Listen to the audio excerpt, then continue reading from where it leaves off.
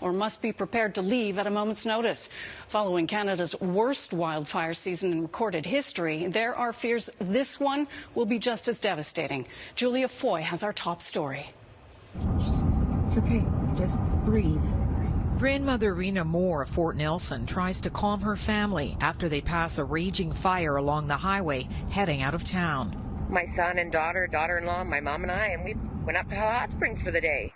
You don't have cell service. Desperate to get back to their home, they saw a car coming towards them and stopped. We flagged her down.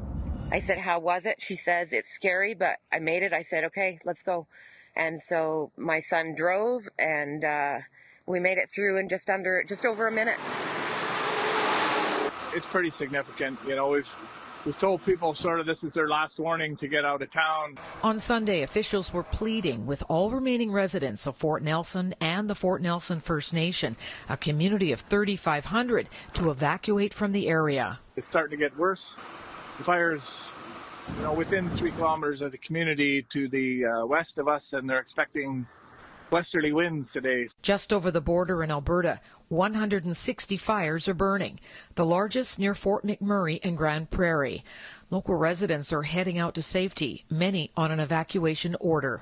Our number one priority is protecting Albertans and their communities, so we're doing everything we can on this one. Come on, you guys, get out. In Manitoba, 700 people were ordered to leave their homes Saturday night from the community of Cranberry Portage after a wildfire jumped Highway 10.